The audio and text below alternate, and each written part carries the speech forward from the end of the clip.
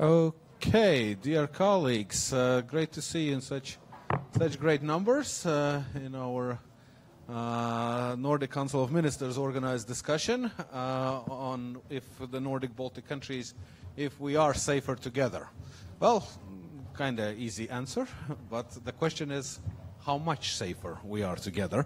And we have truly a wonderful panel today. We have an hour for discussion, so I hope that very quickly we're going to have a few rounds of questions in between ourselves. And then please, at any point, if you want to raise a question, just hands up. Nameplates, no, but names announced, and please do ask your question. This is a discussion.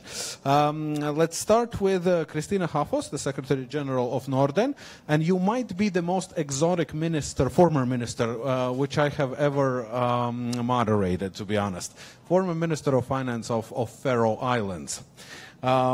Keeping in the same direction of Faroe Islands, a former.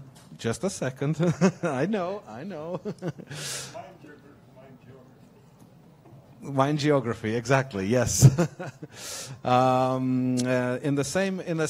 Former ambassador to Denmark, hence the Faroe Islands, to Estonia, to Sweden.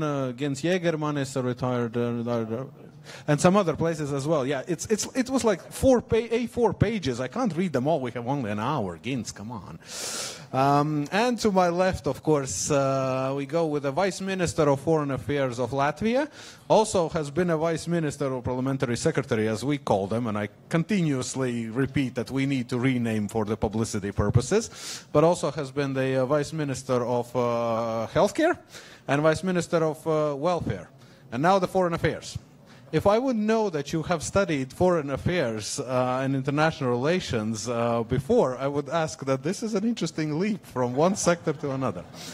And Charlotte Finn Petersen, the director of the Danish Foreign Policy Society and a journalist. It's always happy to work with you and on so many projects together before. So in this case, I am very much eager to. You moderated me 2 months ago. Now we are in a changed role. So, colleagues, the first question that I wanted to ask: has the Baltic Sea region changed since 2022? Has it changed irreversibly? Is there something that in this case you would say that the world will never be, the Baltic Sea region will never be as it was, and we will never go back to what was previously was? Artyoms, I will allow myself to start with you. Yes, thank you very much. Well, the easy answer is yes. We have seen after the start of the full-scale Russia's aggression against Ukraine, we have seen significant changes in the region. And of course, the main one is that Finland and Sweden now are parts of NATO. We would never imagine that, actually, maybe 5 years ago, that it will happen. But this is a new reality now. And some might joke that there is no Baltic Sea anymore, it's NATO lake. Well, it is almost true. We still have a quite significant part of it controlled by Russia fleet. But, of course, the security situation in the region has changed dramatically. And this brings us also new opportunities because, coordination, enhanced cooperation is on totally different level between Scandinavian countries and Baltic countries. When somebody joins NATO, it's probably irreversible. And we are, of course, extremely happy having a huge and very warfare-ready Finnish army joining our common forces. We are having more and more opportunities to cooperate in military, to train together, and to shift our regional security in a more modern way.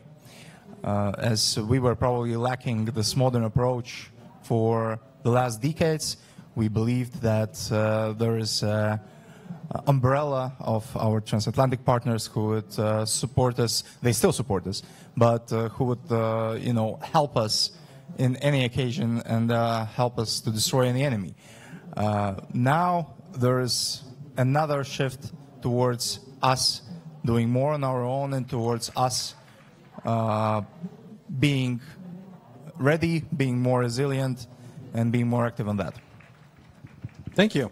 We're going to still return to our partners and who are our partners. Christina, what is your take? Things have definitely changed. I think in some way we all woke up in the Nordic countries. I think the Baltics and the Finns, they have been awake the whole time, but before the full-scale invasion of Russia into Ukraine, many of the Nordic countries were like hoping for peace in our time and that it would continue. I'll never forget the day when the full-scale invasion actually happened. And even though we had so many warning signs, it even was on the TV for a long time, it was like, no, it will not happen. But it did happen. But what has happened after that has also been amazing to see how fast we have adapted, how fast the Nordic countries, the Baltic countries, and also allies have come together and have become stronger. As mentioned, no one would have believed that Sweden and Finland would be members of NATO just a few years ago, and that it could happen so fast. And also on so many other levels, there are like strengthening cooperation, both when it comes to the armies and so on. And I think even though the Nordic countries and the Baltic countries are not like directly in war, we were seeing some tanks up here, but we're not seeing tanks from enemies. We are under attack constantly. We were actually also before 2022, digital hybrid attacks and so on. But now we see it so clearly with these physical attacks on critical infrastructure in the Baltic Sea, for example. So things have definitely changed, but we have adapted fast. We have strengthened the Nordic, Baltic, and European cooperation. And I guess we'll get back to what we can do even better in a while. Sure. Thank you so much. And I love that you started with we woke up in the Nordics. I'm always thinking that the Baltic states have been trying to build their image and introduce so many things from the Nordic countries that at one point, will we be eligible to call ourselves Nordics as well or not? Charlotte, I turn to you with the same question. Have the changes been irreversible? Yes, I think so, and both in a sort of a negative sense and in a positive sense. In the positive sense, I think that we now understand the reason why we are the Nordic-Baltic region in a much stronger sense of the word. I know I worked with the Baltic Development Forum. I worked with former ambassador to Latvia, Per Carlsen, and he was and Uffe Ellemann-Jensen, also the former foreign minister of Denmark, and they were always very concerned about, are we focusing enough on the Baltic, the Baltic cooperation around the sea? And I think today we understand that there's we cannot reverse that. We have to work around the sea to counter, all kind of threats, hybrid threats and kinetic threats. So this is irreversible in the positive sense, that we actually are coming together in a new way that we didn't. In the negative sense, I think it's irreversible because of the relationship to Russia. We now understand we have a border that is sort of a border to Russia, both in Finland, and in which there are no border crossings. There's no connections at all. It's a sort of a border in which the Finns, for example, they get all their 95% of their goods they get through the Baltic Straits, the Danish Straits, the Great Belt. So in that sense, it's irreversible also in the terms of infrastructure and how we are organizing ourselves. And we will see that also in the future, that we will organize ourselves in terms of infrastructure away from Russia. And this will be irreversible. So now it's not only the Baltic states who have been trying to run away from Russia in 35 years as far as possible. It's also the Nordics on the same path. Gent, any other irreversible changes that you didn't hear colleagues saying? I'm still struggling with the word irreversible. I mean, if you study history, somehow it's a good try, good attempt. Depends on which history you're studying, actually. I mean, you're trying to direct this conversation into something. I just asked a question. I didn't try anything. Yeah. No, I mean, very many positive developments already acknowledged by co-panelists, but lots to be done. I think we are at the very beginning of probably irreversible changes in our region. On the one hand, we have a big neighbor, and that's going to stay. And this neighbor is going to be hostile and angry for many decades to come. It took our Nordic partners some time to wake up. Now the question is, can we stay awake for the foreseeable future? And we will need a lot of strength and investment, not only in defense, but in regional infrastructure. And there is something, probably one word I would like to mention. We are under attack. Our democracy is under attack. And we have learned democracy for the past 35 or so odd years.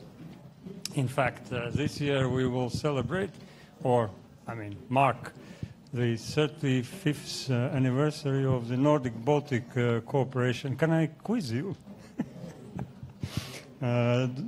Anybody on this panel, do you know when the first NBA meeting took place?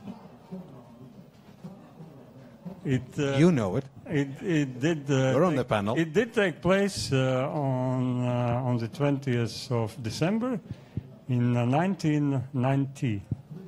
Uffe Ellemann-Jensen already mentioned.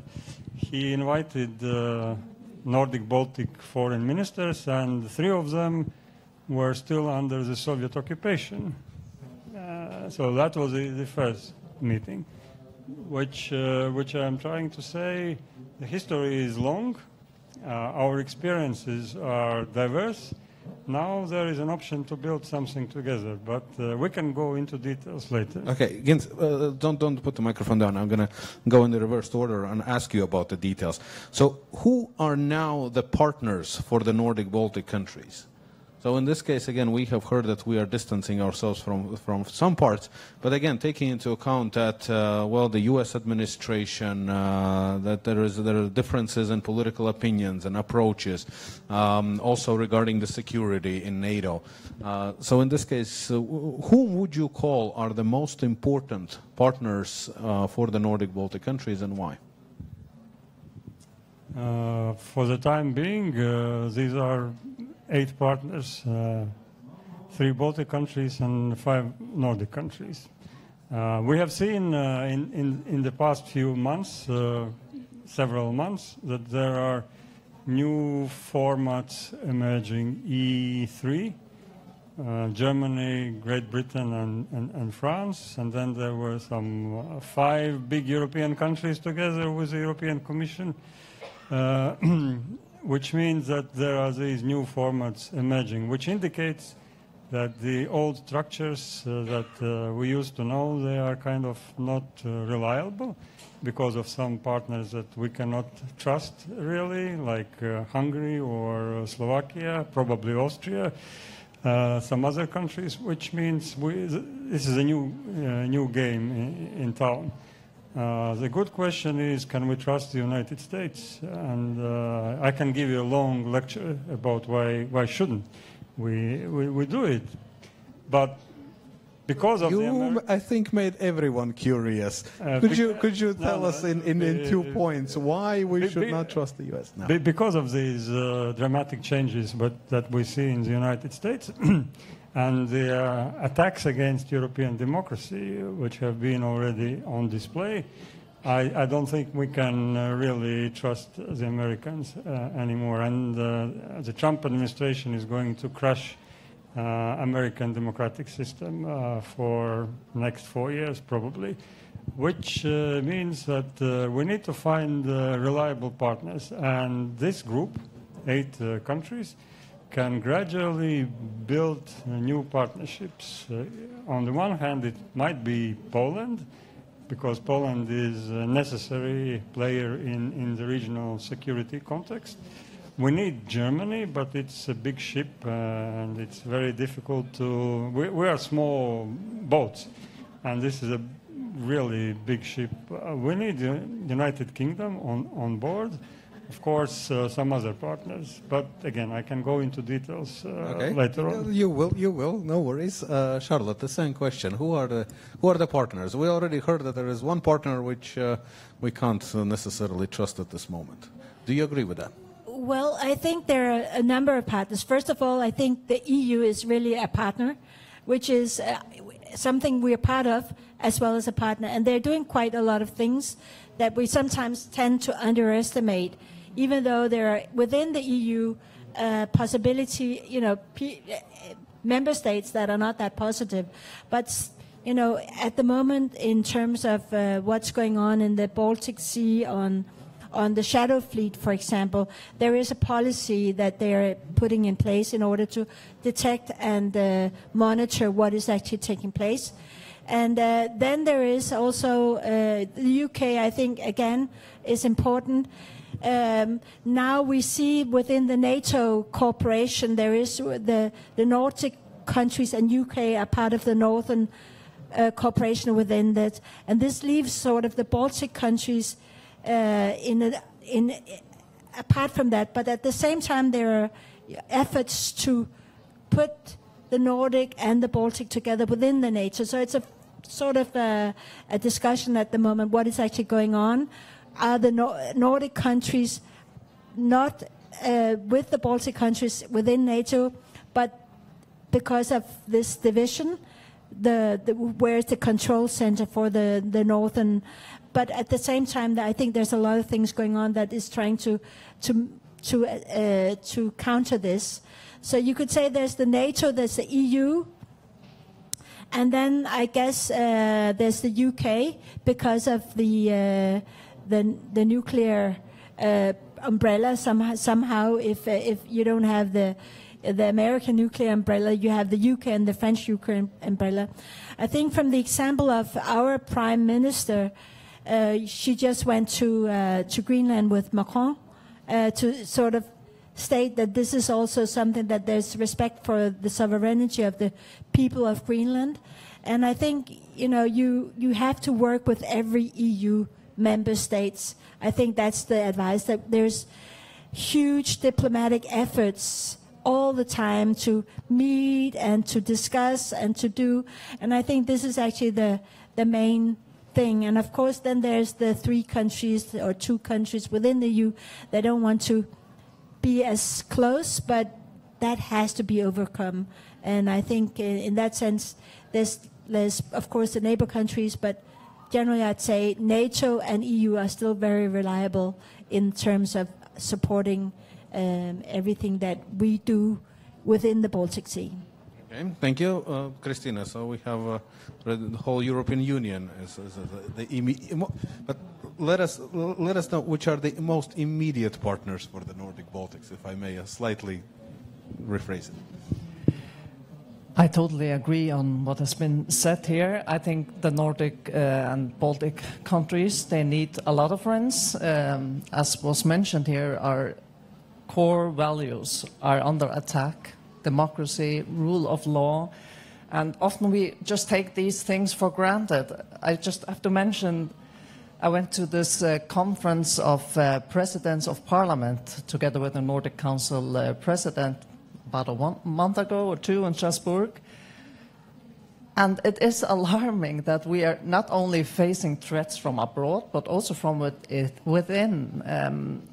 There have been put questions to young people in several of the European countries, and in some countries between 30 and 40% of the young people say they would rather like one strong leader in their country than parliament and all this fuss. One strong leader. Between 30 and 40% of young people in some of our European countries are saying that. And at the same time, if we look globally, less than 10% of the people are living in countries who we call full democracy. So I think both the Nordic, Baltics, we need to cooperate with all the countries who have like the same wish to work for democracy and the values that we work for, and the EU is, of course, one of those. Unfortunately, we see countries in the EU who are, it looks like, wanting to go maybe another way. So we have a task there also to reach out to those people in those countries who want the same value-based countries and societies that we have in the Nordics and Baltics.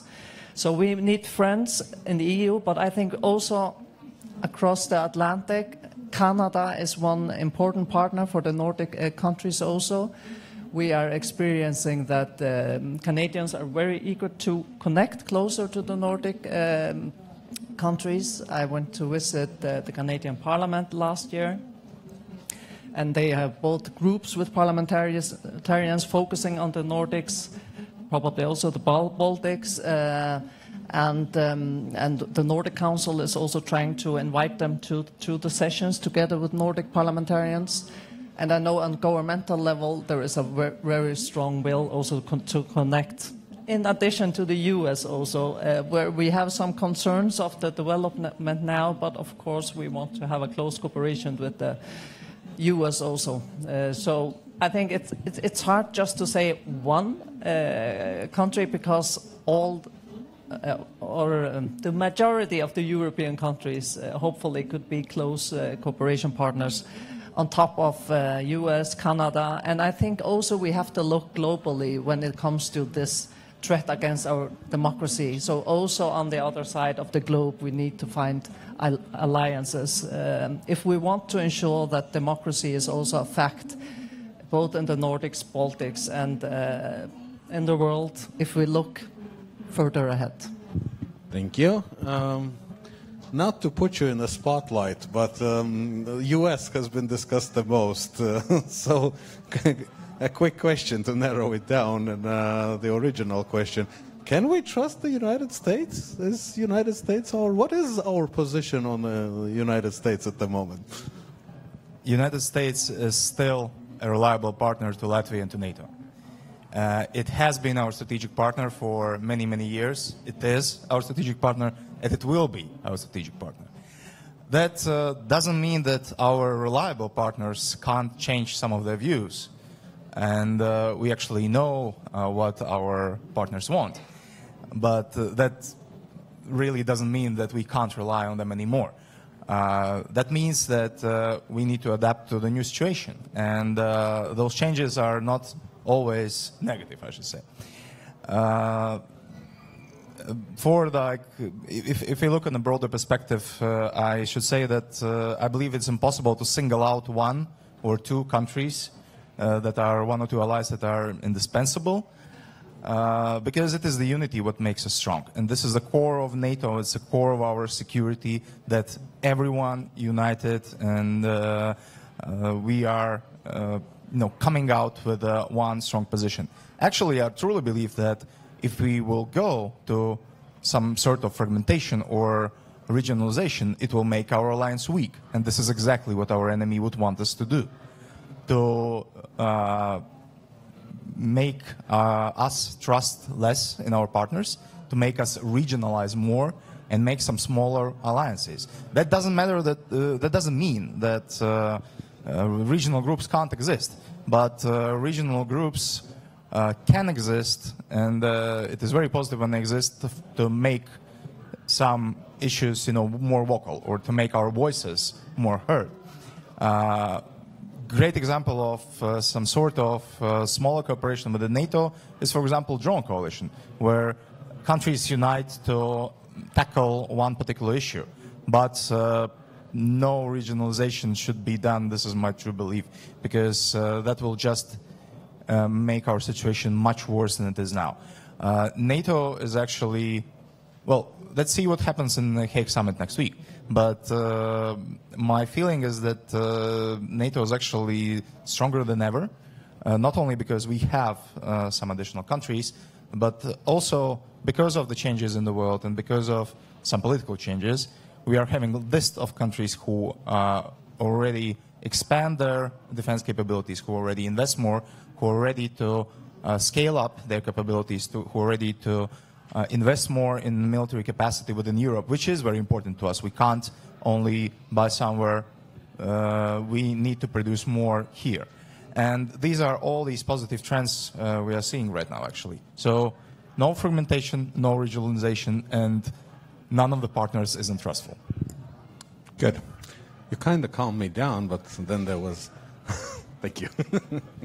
This is my job. Thank you.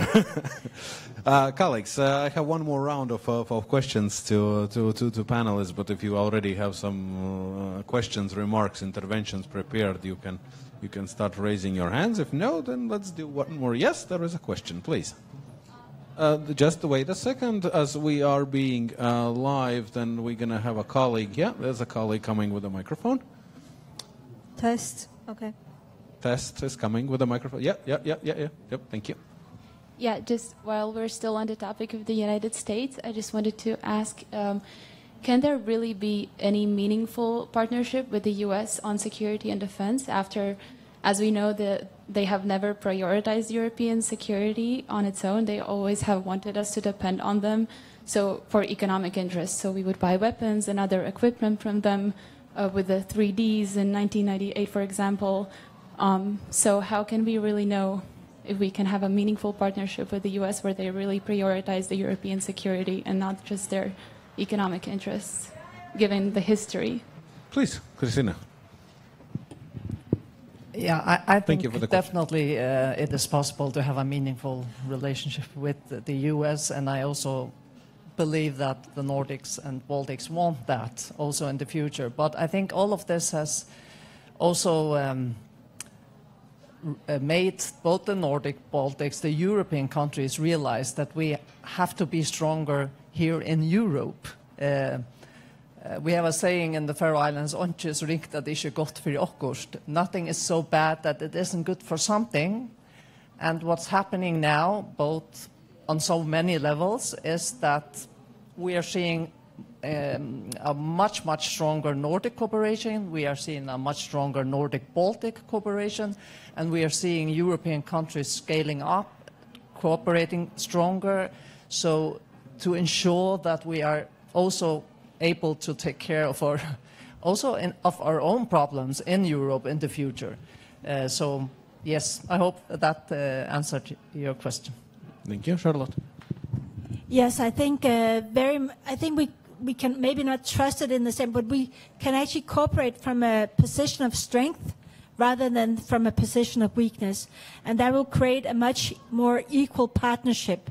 So in the future, I hope that what we will do is actually be more equal partners in our relationship to the U.S. And this is actually, if you heard the speech of Zelensky at the Munich Security Conference, this is actually what he said. I would recommend everybody to listen to this speech on YouTube, because I think it was really saying we have to work from a position of strength, which means that we actually become equal partners and show that we can actually take care of ourselves on the one hand, but we will not, we'll keep on cooperating with the U.S. as much as we can, and we can cooperate also with other parts of the U.S. than just the central government. We can partner up with California or Massachusetts or whatever. So it's a big country.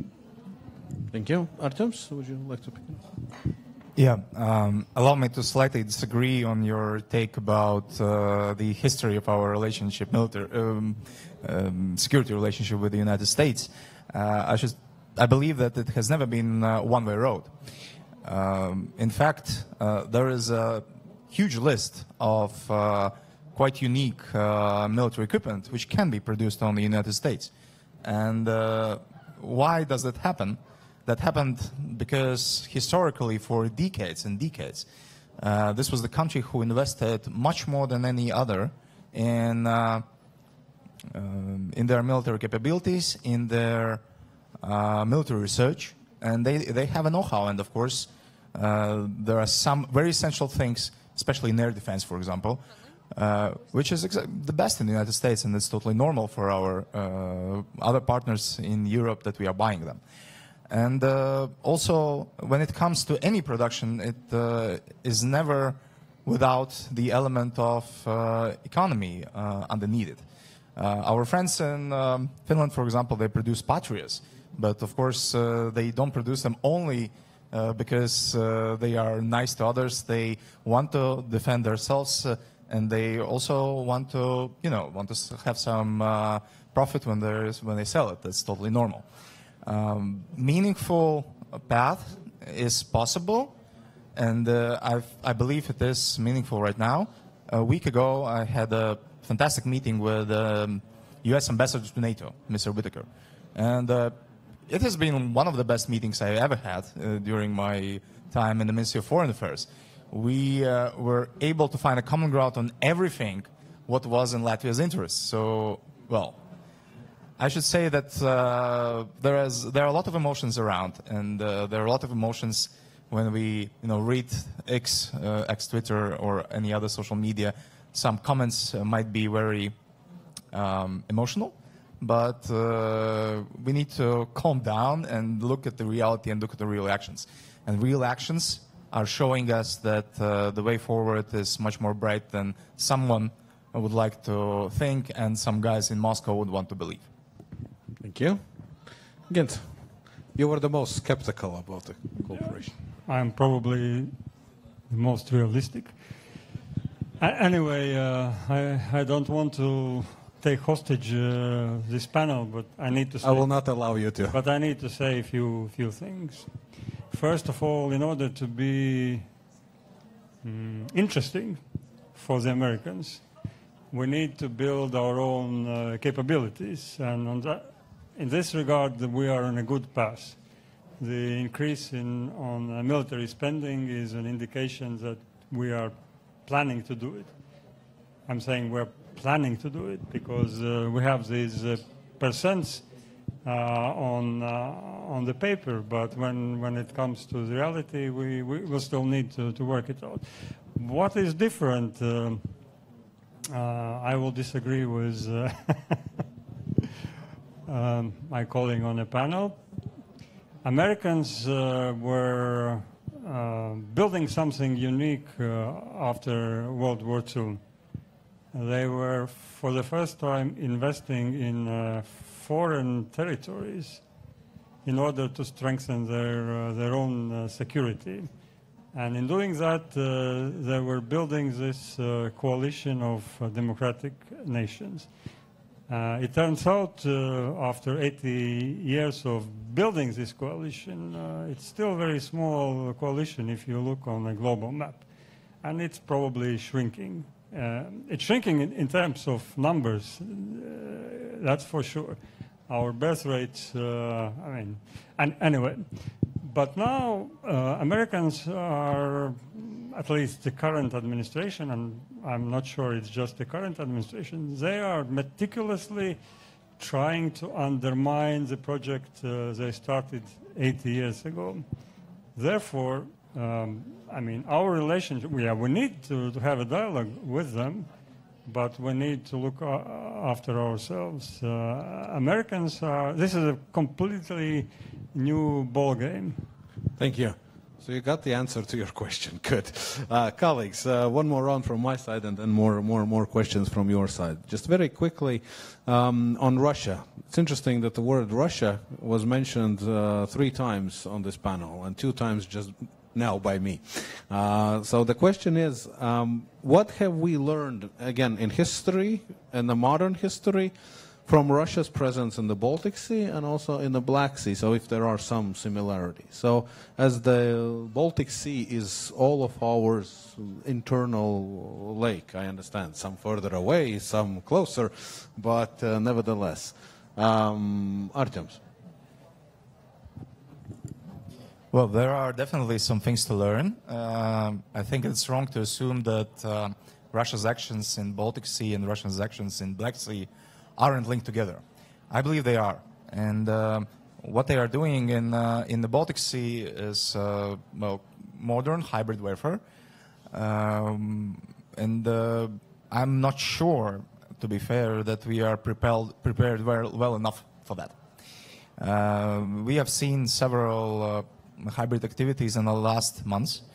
And this is one of our main homeworks in the sea, to actually find the ways how we can counter them better than we are countering them now. We are reacting right now, but we need to do more than just reacting. And our main task, I believe, is to make sure that we don't come to a situation which is close to what we see in the Black Sea. Russia is much more aggressive there. They are mining the sea. They are deeply militarizing Crimea. They are blockading ports. Of course, our situation is much better from that perspective.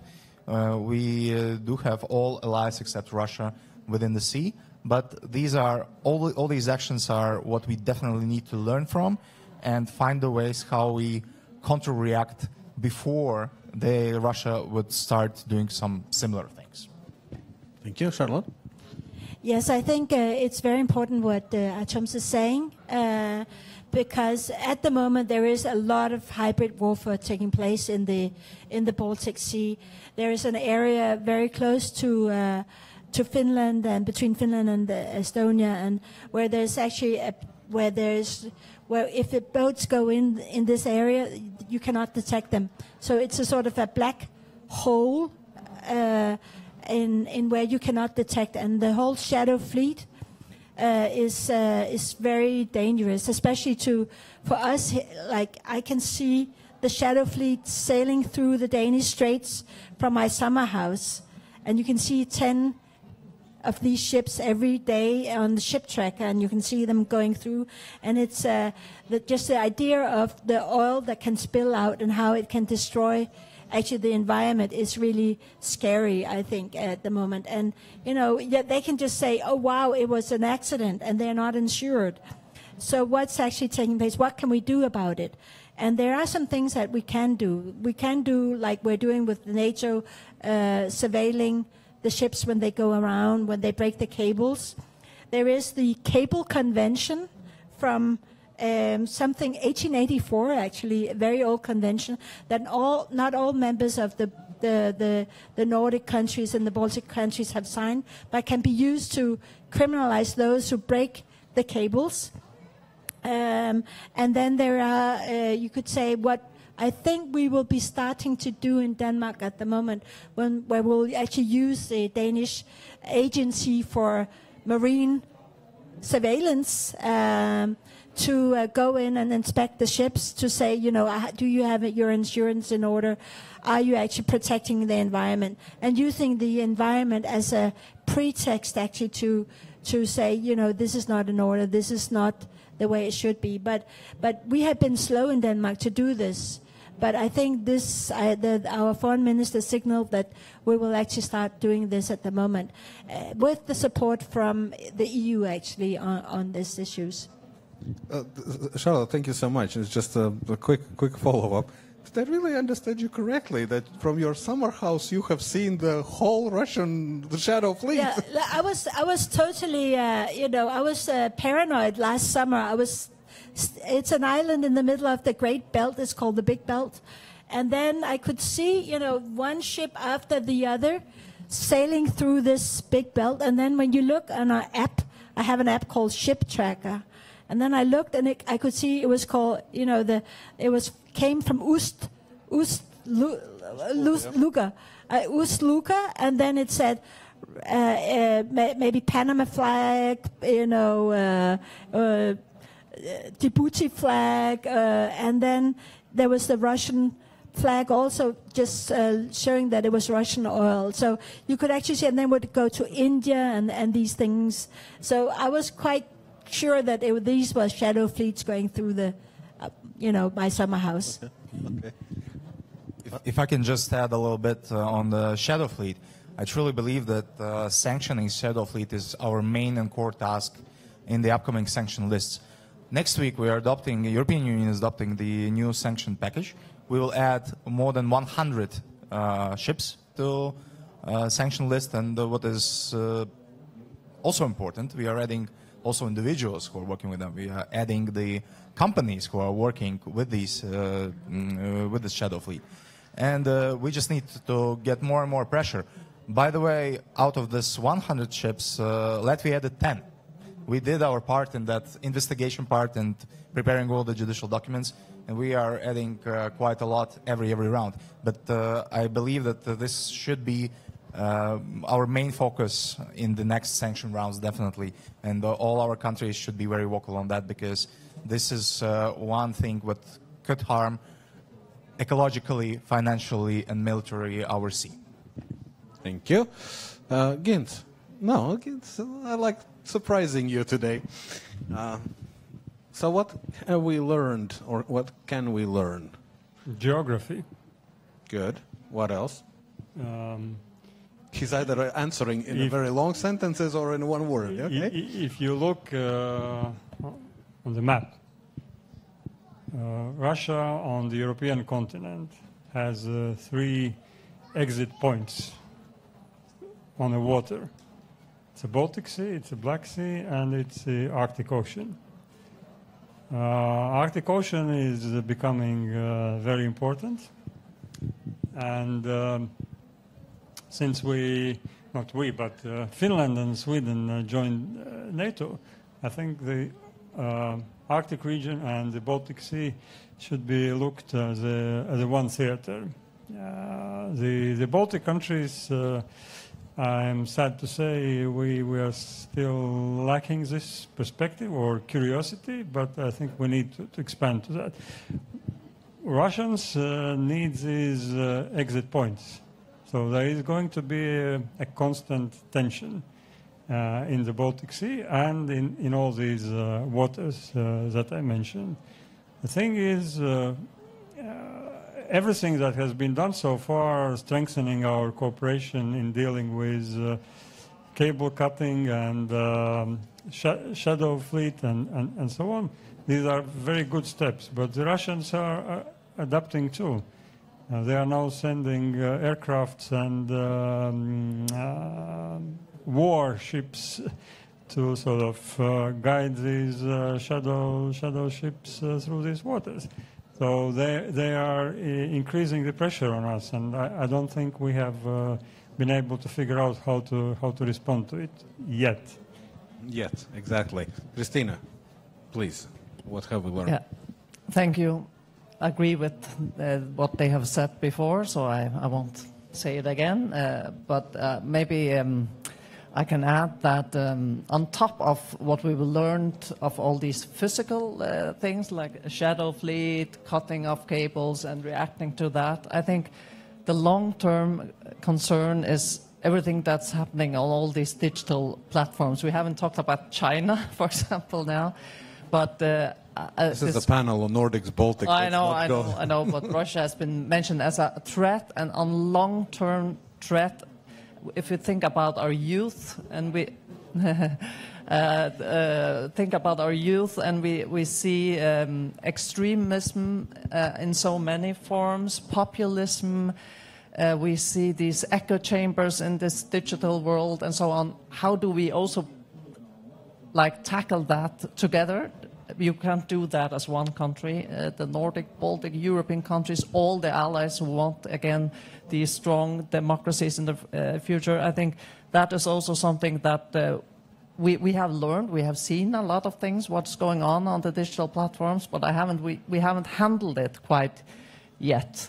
On top of that, AI and all the both possibilities but also threats, and I'm very happy that the Nordic and Baltic governments now have come together to establish a Nordic-Baltic AI center, so we can get all the best brains, hopefully, and people together in the Nordic and Baltic countries to see, okay, how can we get ahead and do something good together on this platform also. So I think, yes, we have learned a lot on military and so on, what to do, but we have still a long way to come, also the long term and in all that is going on in the digital and AI and so on. So a lot of work ahead also, but I think as long as we stick together with our friends, and I think we have a lot of friends in the Nordics, Baltics and European countries, and also on the other side of the Atlantic and on the other side of the globe, we stay extremely strong. But we shouldn't take any of this for granted, and we should be aware of all the threats that are and work hard together. Thank you. Russia is like climate change. No country in the world can handle it alone, right? Colleagues, questions, please. In the first row, please, here, the microphone. Please state your first name and your question. Yes, hello, I'm Anne Saloranta, Finland's ambassador to Latvia. Thank you for the thought-provoking and very interesting, very timely and insightful discussion. You have mentioned Finland several times in a very positive light, so of course that makes us happy, and as you know, we are determined and of course very much sort of down to earth, member of the Nordic Baltic group, and of course very much also happy to be a member of NATO in these challenging circumstances. And as we all know, our membership actually, the urge for it came from us, the population. It was the politicians, naturally, who then sealed the deal. And of course, the current NATO members, then, or the ones who were members at the time, of course, accepted us. But again, this was something that the population very much wanted. My question now is, you are talking about partnerships, and of course, besides the obvious partnerships, we also need to look into the global south. And to build partners with those countries that are there. So, of course, as it happens, we have Latvia and Denmark in the panel today. And, of course, as of the 1st of January next year, you will be very close partners as non-permanent members in the UN Security Council. So again, I would like to hear from you how you see this discussion now. We are talking about values and how our values, our Nordic Baltic values are being under attack. So what is your take on building a partnership, building partnerships and building bridges with the global south, especially as non-permanent members in the UN Security Council, knowing that the majority of the world's countries actually are in the global south? So would be happy to hear from you. Thanks. Thank you, Ambassador. Looking at the watch, we have 12 minutes. So I would, if you don't mind, I would like to take more questions if there are. Yeah, please. There is one. Your name. Hello, I have a small question. The European Union gives the sanctions, to Russian, but how I see in the Russian propaganda channels, they are like talking about the sanctions like nothing.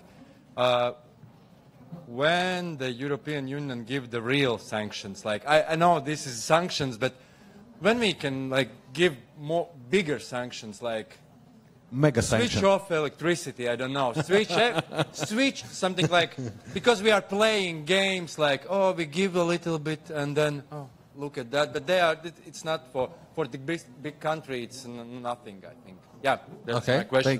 Thank you. There's one more question over there, please. Yes, hello, I'm Kai, I'm also from Finland. I just want to ask one question, which is about, bothers me quite a lot, is that in this Nordic-Baltic cooperation and relationships, I think there is still this hierarchy that the five of us, the Nordic countries, we are kind of a little bit, better and sometimes looking down still to the Baltic countries. I really don't like it, but I know I'm from this camp that tends to look a little bit downwards. Like, what should we do about that? Because I think, it should be something that we should leave to the past, but I think there's things that we still need to do about it. Perfect question. Thank you so much. If no more questions, then we have one question which is on the cooperation with Global South. One question is on cutting off electricity to Russia. And one more is, yes, when will the Nordic countries allow the Baltic countries to call themselves Nordic countries? Charlotte, please. I'll start with the question from the ambassador. I think that, under the coming Danish EU presidency, the whole issue on the Global South will be very high on the agenda, and actually supporting the EU in making a better partnership approach to specifically Africa, and seeing that Africa will also have a role in the Security Council in the future, so that we actually get a better way of having that. On the other hand, we know that reforms of the Security Council will be really, really difficult. But one of the ways that the Danish presidency will go into reaching out to the Global South is actually through, you could say, the EU development cooperation, and how we actually create a better partnership on this. So that is one of the ways. In the Security Council itself, that's very complicated at the moment, but I think we have to adopt an approach in which we use much more it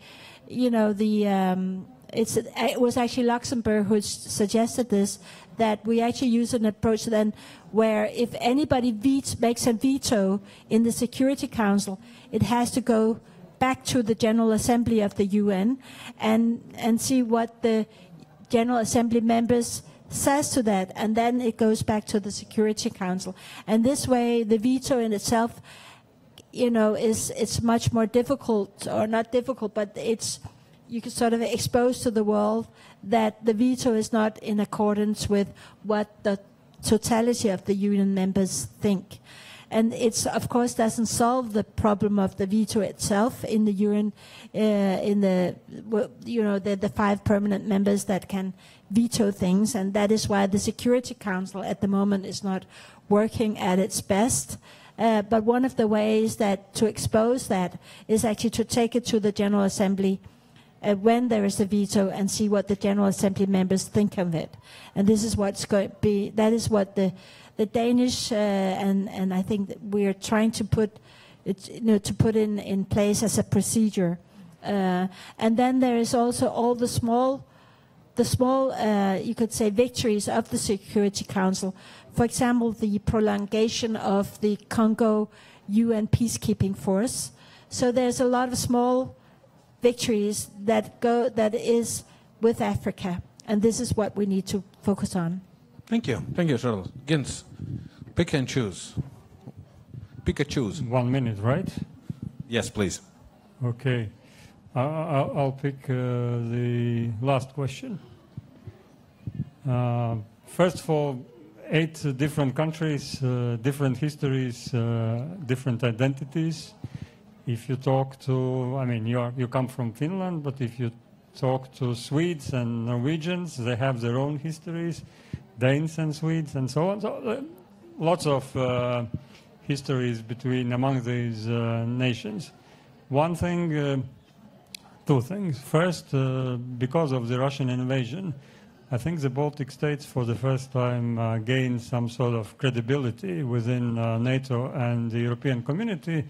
And I dare to say, because of our push and persistence, our Nordic friends became more like the Baltic countries in this regard. This is a somewhat unique development.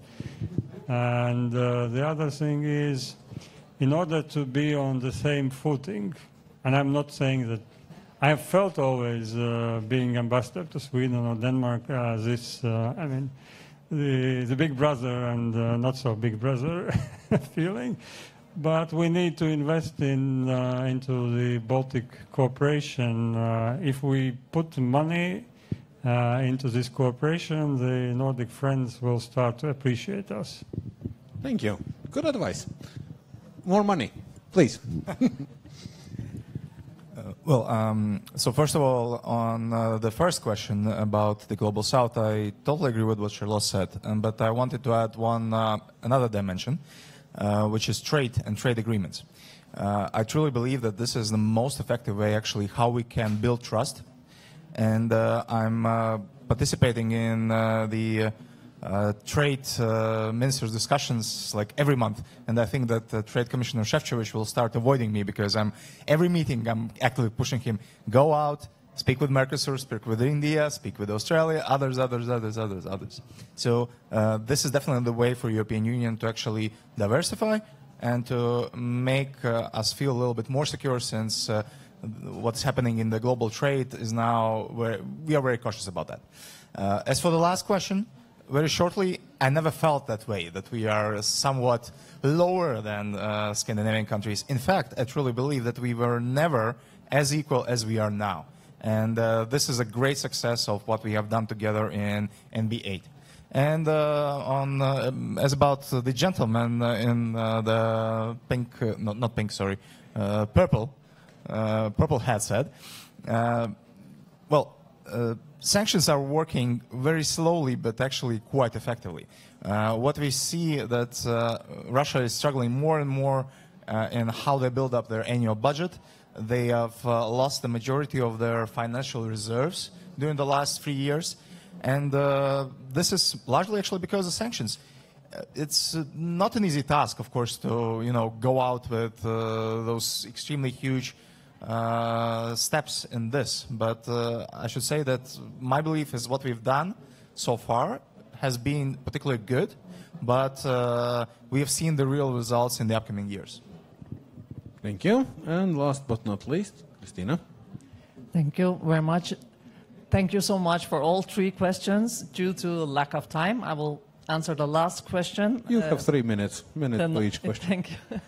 The Nordic-Baltic cooperation, my experience is that it is on an equal level, and that the Nordic parliamentarians, I could maybe mention that the Nordic Council is this parliamentarian cooperation between the 8 Nordic parliaments. Each parliament elects parliamentarians into the Nordic Council, so it's all in all 87 parliamentarians meeting 5 times a year on shift in the Nordic parliaments. And we have a very close cooperation also with the Baltic Assembly, which is similar. The 3 Baltic parliaments meeting several times a year. And they are always invited to the Nordic Council meetings, and the Nordic Council Presidium is also invited to the Baltic Assembly meetings. So we have a very strong parliamentarian cooperation on that level. And the governments, we also see ministers meeting regularly, and also the prime ministers in the Baltic and Nordic. So I really think there is a strong will, both by the parliamentarians and also the governments in the Nordics, to have a strong and equal cooperation. It's a win-win for all parties. And and I can just say the Baltics are amazing. One small experience from when I was a finance minister in the Faroe Islands from 2015 to 2019, I was also Minister of Digitalization. And we wanted to invest in a new digital infrastructure in the Faroe Islands. And we went to Estonia to get inspiration. And afterwards, we used that inspiration to implement an X-Road, which is the same that you have in the Baltics here, and Finland also has implemented, and also the digital e-ID and so on. That's just on one level that you are an inspiration for the Nordic countries in the Baltic countries here. And we could continue for a long time, but looking forward to strengthening the cooperation between the Baltics and the Nordics even more in the future. Thank you so much. I made a promise at the beginning of this session that I will end it on time. So please, we have about 1 minute for a big round of applause to the wonderful panelists of today. Thank you so much.